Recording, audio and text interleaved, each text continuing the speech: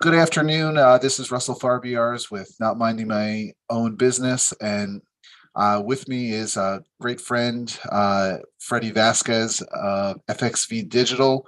He is your marketing guy. If you're in the Berks County area and you have questions about marketing, about branding, digital design, there is no one else that you should be talking to.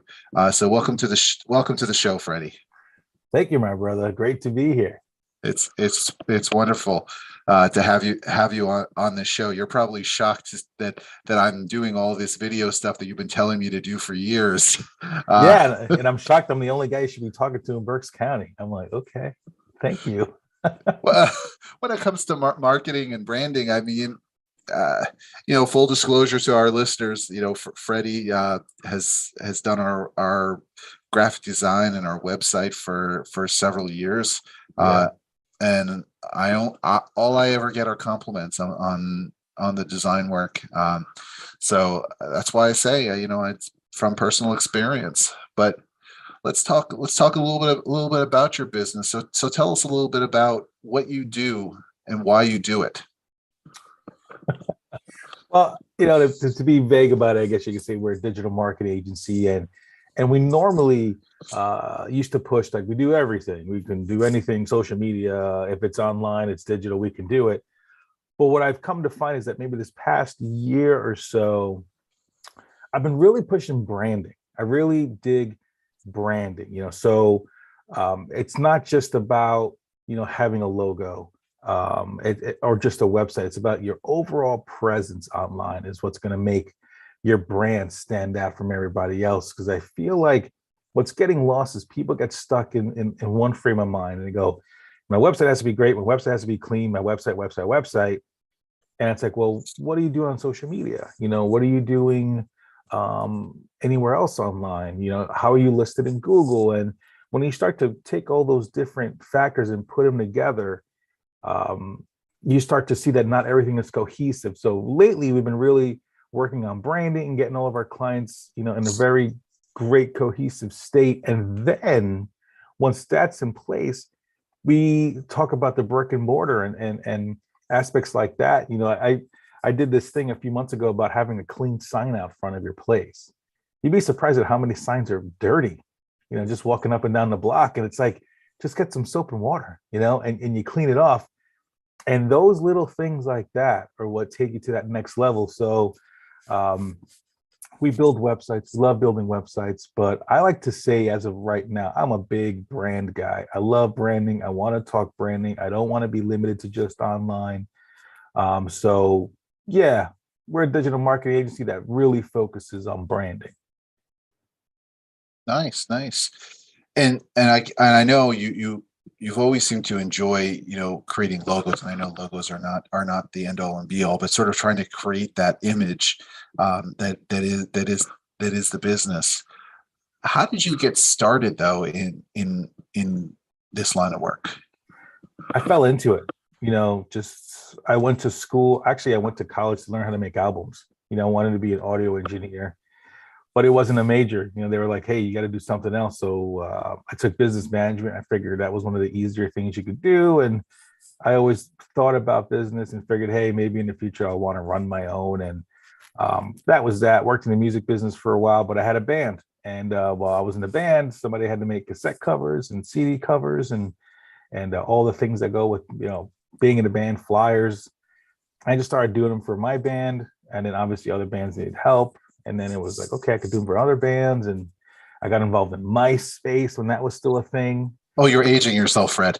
Yeah, man. Well, I said cassettes, So, I mean, our first demo was on a cassette. And MySpace was big for bands when it came out because it almost eliminated the website for bands because they let you have a music player. You showed photos and everything a band would need. So it got really crazy there for a while in MySpace land. And then, Jill's my wife, we wanted to move to Florida. And when we did that in 2008, we had jobs lined up. And 2 weeks after we got down there, the place closed down. And that's when Jill was like, maybe you should really try doing this side thing you did for so many years of just doing flyers and stuff and maybe take it to the next level. So she took a crappy job down there, and I built the business and really started going full force with it full time. And so yeah, it was out of necessity, but I was put in a position where it was like, hey, maybe we should really try to do this for real. And thankfully, it worked out. Yeah, I'd say it worked out A little bit. a little bit. Uh, and But you were instrumental, if you remember, when we were in. Okay, so to expand on that, so I had my own business for a while. One of my clients offered me a crap ton of money, and I said yes because whatever. At the time, I was like, we need money to do things as a family. And I was with her for 5 years, and after 5 years, she just let me go abruptly. Never met her. She was based in New England, and then she fired me. And the odd thing was she's fired me, and I was hanging out with you and your dad. I'm pretty sure it was opening day, right? Was it Mets opening day? It was a Mets opening day. It was, what was that? 2016, I think, because it was the year after they were in the series. That's right. Yeah, so it was 2016. I remember being all like glummy about it, and I was like, "Yeah, I got fired," and you and your dad were like, "Just do your own thing." Your dad was really pushing me. He's like, "Be your own boss." He's like, "You can do it," and you were like, "Yeah, you can." And then I think maybe not long after that, that's when you took me to my first networking meeting, which was fun. The last time you wore a tie. Last time I wore a tie. I looked like you. I literally looked like you without a jacket. I remember going to that first networking meeting. So had my own business. It went down when I started helping out this other woman, and then she let me go, and then it really gave me the, had to get it back up again. And you helped me by going to that networking meeting, the Northeast Chamber breakfast, I believe. Looked like a lawyer without a jacket. Quickly realized this is not my deal, and switched it up for BCNA, which you took me to also after that. So you definitely were like you opened the door for me, man. So people don't know that you opened the door for me to meet people in Berks County, and it was actually one of the best things that ever happened to me because I was in my basement every day. I didn't have to go anywhere. I worked for a woman that was in New England. I got paid really good money to just sit in my house and not do anything. So that's why when I moved here in 2009, I really didn't venture off until 16. So I was here for 7 years before I actually met anyone. So yeah, you definitely were very instrumental and opened doors for me. And I love Berks County now. Networking is fun. When I get to do it, Berks County is very inviting and welcoming. And, so you've been very instrumental in my position here at Russell Farbiar. So if it wasn't for Russ, I don't know if I'd know any of you people out there right now. And it's funny because everyone knows Freddy now. You can't go anywhere, particularly in the business community. Everyone knows you. And it's flattering and it's good branding. It's really why I'm so into that stuff now. Right, because you've worked really hard to develop a particular brand of who you are and what you are, so that people know what to expect, and that's really what branding is about. Is educating your potential customers and your current customers about what they can expect when they interact with your business. Exactly, and that's one of the things that I strive for, on a daily basis, and it's really essentially why I like to ask my clients when they talk about brand. I'm like, okay, if they're already somewhat established or in business, I just say to yourselves, hey, what do people think about when they hear or see your name? That's like the number one question you want to ask yourself, and maybe make a list of that and make a note of that, or maybe ask somebody else. And that's going to tell you where your brand lies right now. So the fact that a lot of people know me, it's very flattering, but some luck, sure, because I met you. If it wasn't for you, who knows where I'd be right now? But at the same time, taking advantage of that luck and working your butt off and making it count, and going to every networking meeting, doing any kind of show, just like doing your show, or going to any kind of event, and just putting your face out there and trying to be unique helps. I mean, for sure, it's like I got the big black glasses, like I remember I had thinner glasses, and then I put these on one day. I'm like, oh, I should wear these because it's like just stands out more. And I've never changed these ever since. I literally bought like 3 more pairs of these and had another doctor put new lenses in it because I had to keep these actual thick black glasses, and having a haircut and wearing plaid and being blue. Like, you work really hard at it, but when you have the consistency and doing great things like that every day, people start to remember. And it's at the end of the day, it's like Coke and Pepsi. I always tell people, Super Bowl ads. Why do they spend millions of dollars every year?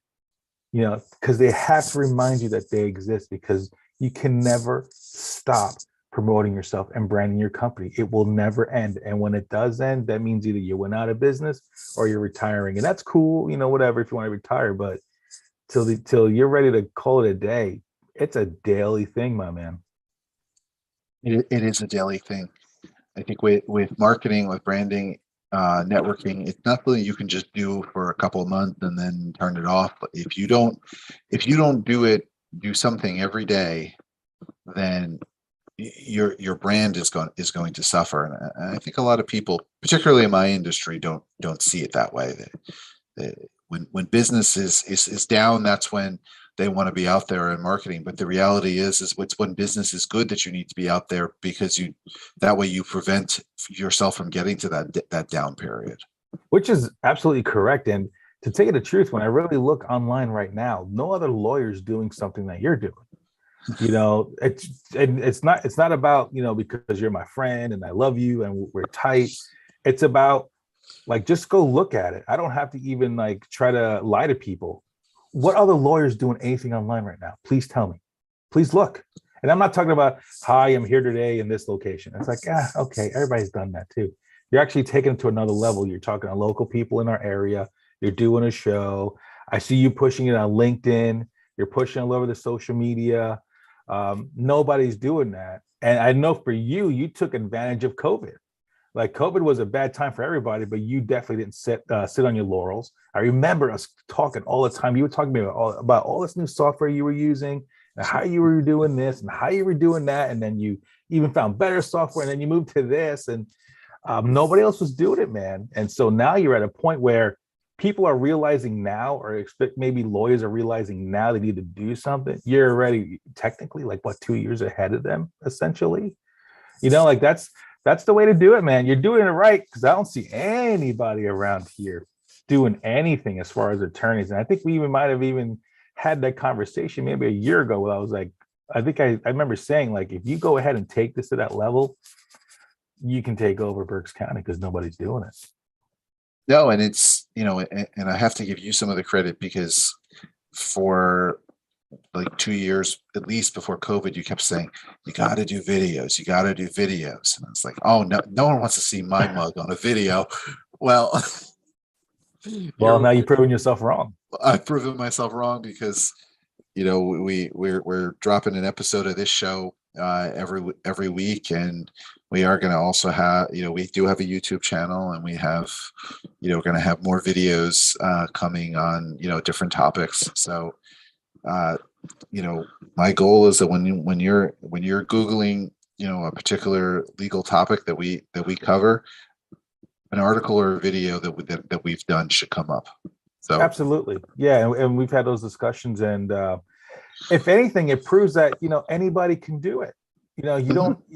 I know a lot of people fall into the, nobody wants to see me on video. I don't want to be on camera. Do you think about that, right? Do you really ever care who's behind the camera, or do you care more about the content that you're taking in?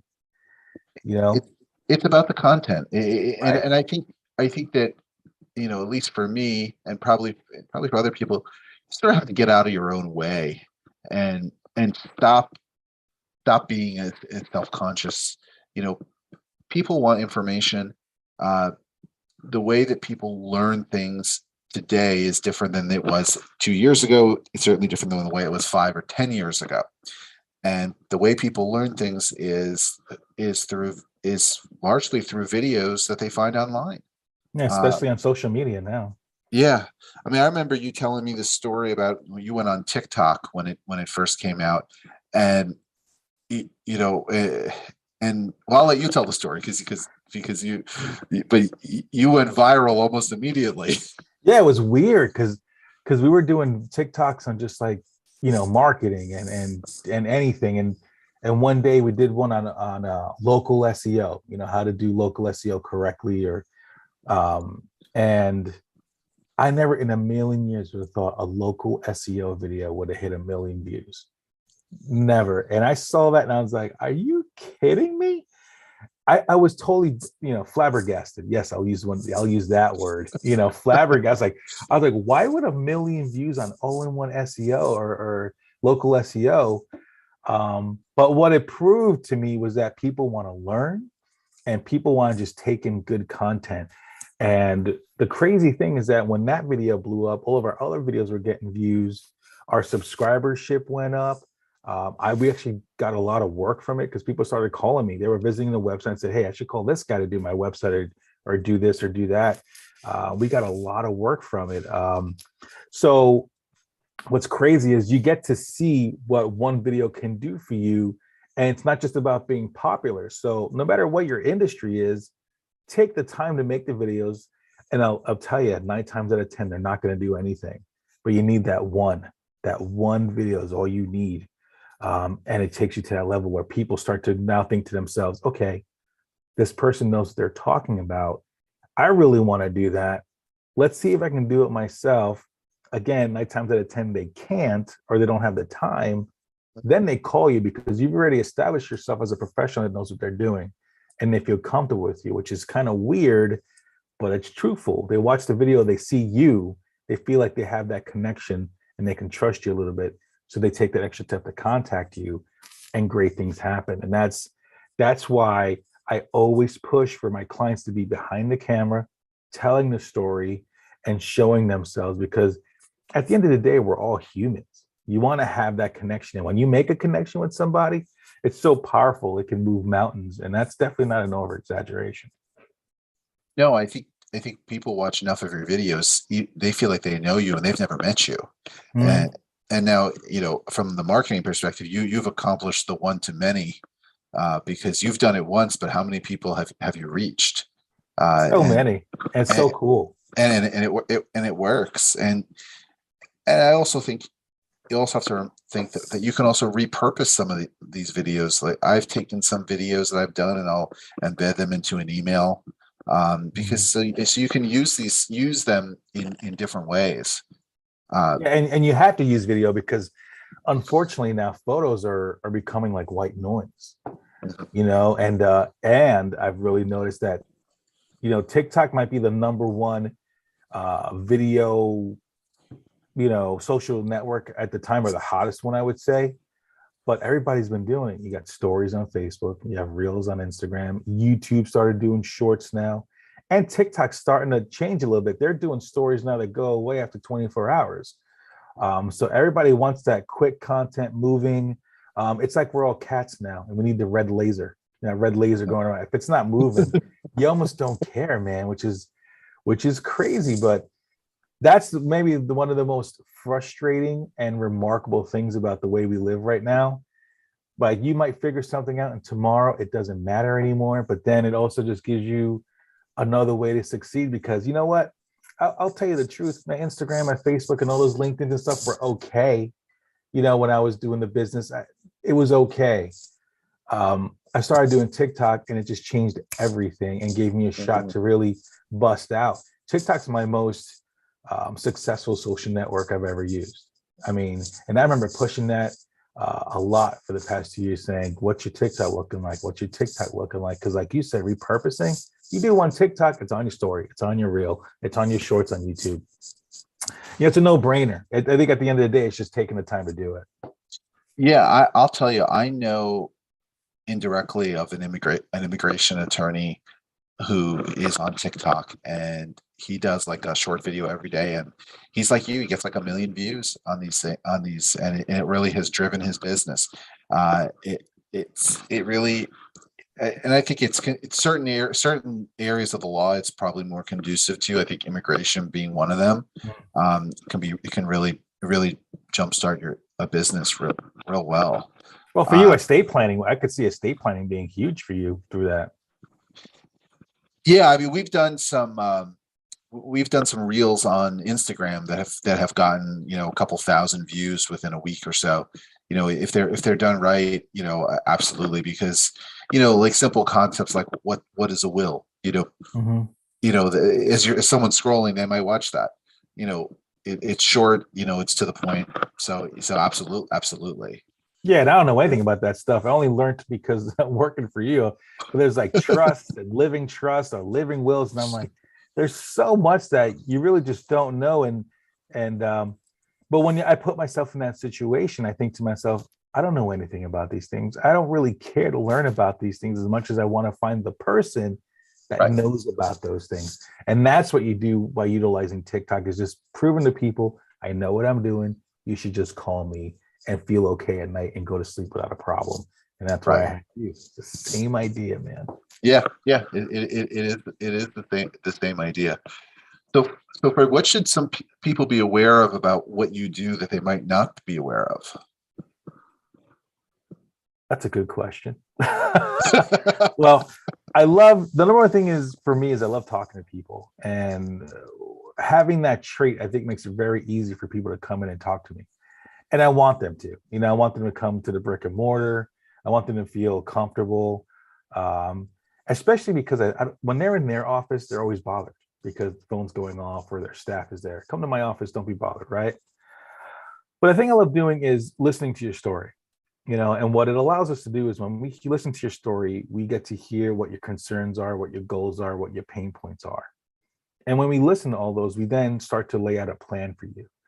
So that's what I like about what we do here, is that, yes, we emphasize, websites and branding, but we want to hear the whole story. It could be that you have an issue that could be quickly solved by, creating a really unique business card. And we've done that for people. Like I have a business card here we did for a local barbershop, modern and traditional. This guy is super simple, right? He wants nothing crazy. His brand is to be the anti-brand. That's literally what he wants to do. And so I said, okay, let's make a super simple card. And he loves this. All we did here was we put his logo on here and then a QR code. Like that's it. That's all he has in his business card. And the other side is where he's located in a phone number. And then faintly, the logo is in spot UV, right? Now, his greatest thing was, I want to be the anti-brand. I don't want to be too flashy, but I got to get my info out there. But how do I make a statement? So he made him this card, and he literally just ordered another 1,000 for his shop.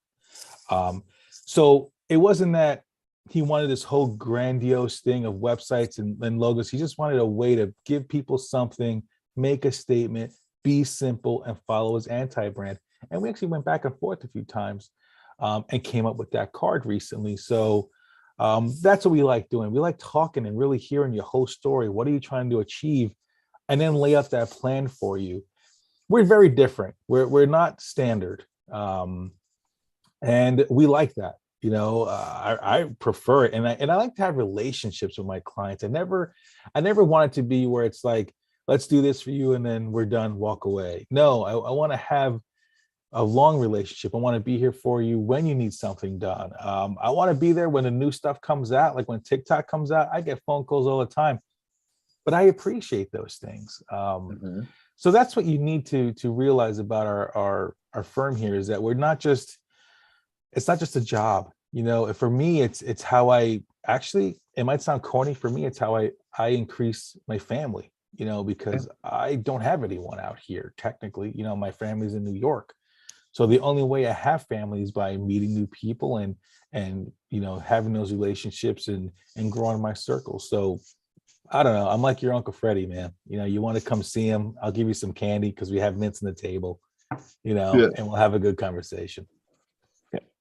I think you and I approach things similarly. You don't view client interactions as transactional. They're and I think that too many people think of everything as a transaction, but it's not a transaction. It's a relationship, and I'll tell you, I learned a lot of that by a lot of the networking I did, particularly with BCNA, which is Berks County Networking Association, because it's all about building relationships with people. And not just worrying about, well, am I going to get the sale today? You may know someone or talk to someone for 5 years, and they may not hire you.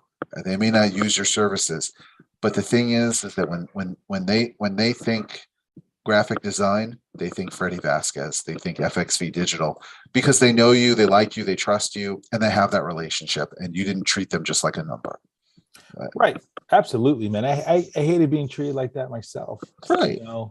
And having those, it's a great statement you just made. It's not a transaction, it's a relationship. And there's times where I find myself getting frustrated with that at times. I mean, I'm only human. I'm like, why didn't I get paid for this? Or why didn't I get paid for that? And then I stop myself and go, it's okay, Fred, man. It's one thing. It's not the end of the world, and you're right. When you build those relationships, I mean, it's gotten to a point now where I don't go to networking anymore. It's not that I don't want to. It's not that I don't love to. I don't have the time. I'm blessed right now. People just know who I am and call me constantly. I don't have to do anything. But that's been what, 26, almost 6 years now. It's been about 6 years now of doing networking every day and all that. But it's paid off. So it's taken me 5 years to get to a point where I could slow down in the networking. But it's all about the relationships. And one of the constant tips I give people is, going to a networking meeting is great. Meeting the people is awesome. You have to do the one-on-ones. You'll never, ever build it just by doing those meetings. When I do one-on-ones with people, that's when the magic happens. And on top of that, if you can do it in the evening and literally just say, hey, man, you want to grab a drink quick? I'm not talking about going out all night. But what I come to find is that, when people just have the one drink and the shoulders come down and they feel relaxed, that's when it opens up. And you at least get to know the other person, because it can work both ways. You get to know the other person and realize they're really cool on the inside. Nobody just knows it because they're always professional all the time. Or you realize this is a person that they seem cool, but I shouldn't refer them to anybody else, because then you realize who they are. So it can go two different ways.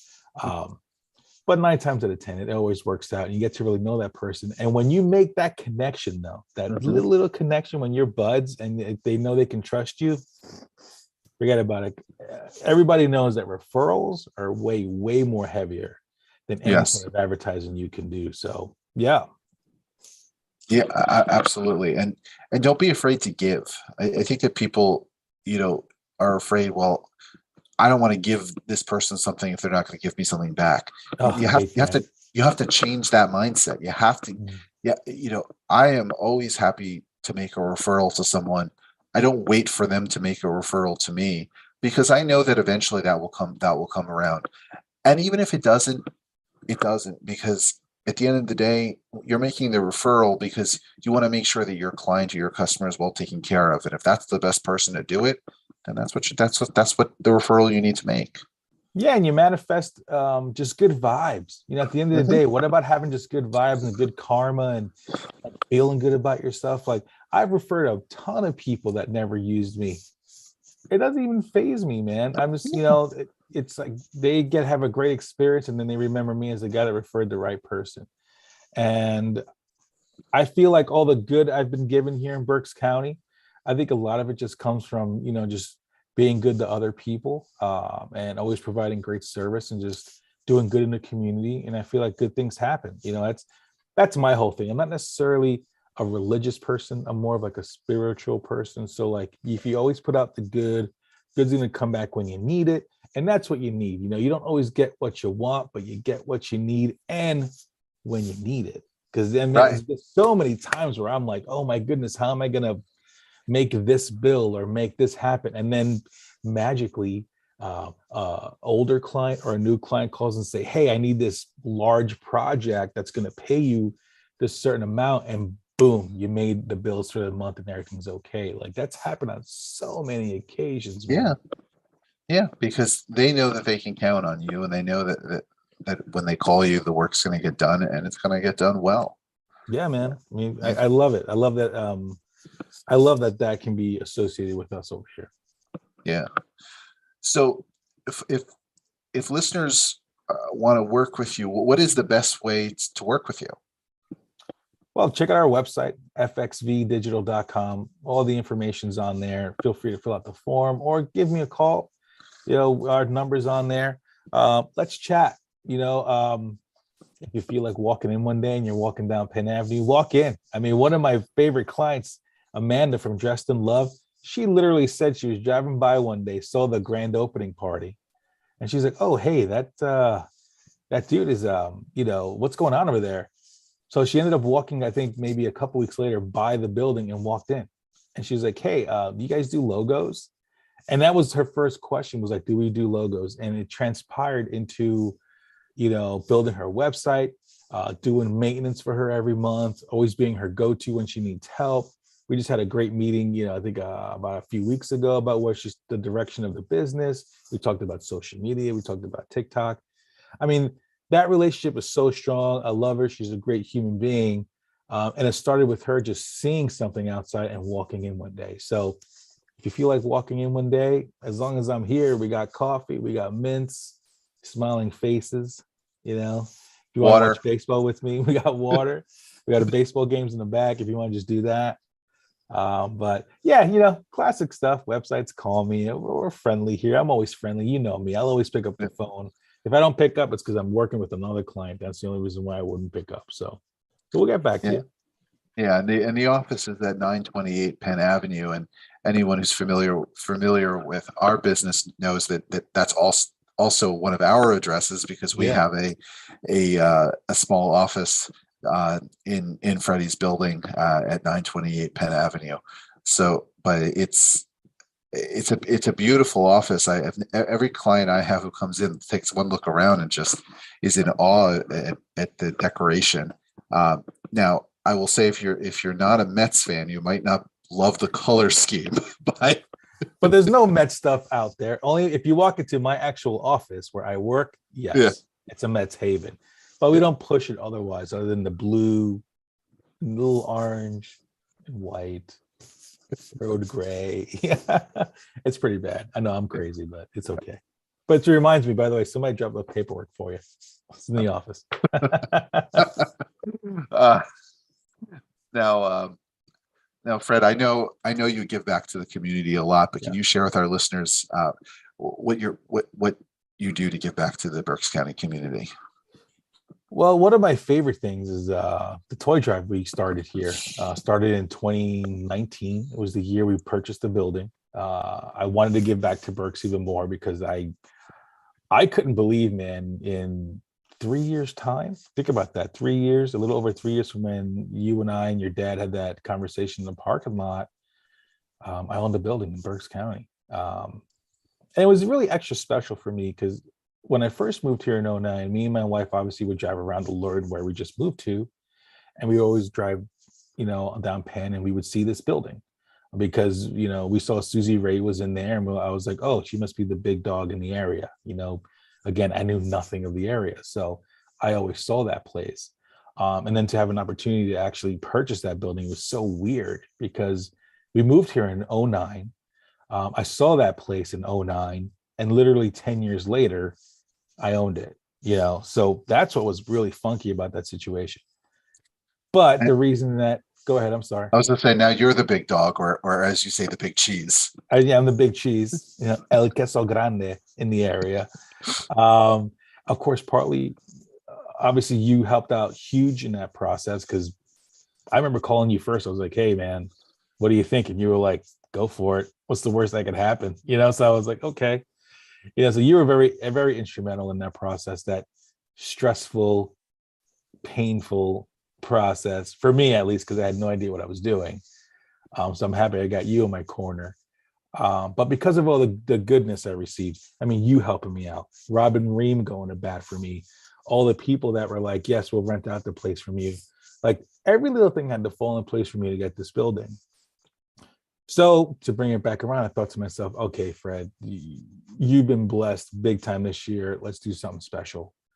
So I was like, okay, I'm going to collect toys for underprivileged youth in the area. Literally started with a goal of 20. That first year, collected 150. Following year, let's do it again. Goal was 300, collected 640. Last year, the goal was 1,200. Unfortunately, I got hit with the COVID right when it was time to really be on video and going out and promoting it. but we got close. I never really got an official number, but it was definitely like 960, maybe 970. So we got close. But the point being is that over those 3 short years, we were able to collect, what's that, almost 2,000 gifts for kids locally. You know, we love Toys for Tots. We love the national toy drives, but I really, really, really wanted to keep it home. I wanted to keep it here in Berks County. So we definitely love doing the toy drive. We help out Children's Home of Reading. We help out the Olivet Boys and Girls Club. We help out Concern. We're looking to really build it up this season. I'm still going to go for 2,400 gifts. I'm going to double what my goal was last year. I'm going to shoot for 2,400 this season. We're going to put trees all over the county. We have a website, awesometoydrive.com. It's going to let you know where those trees are going to be.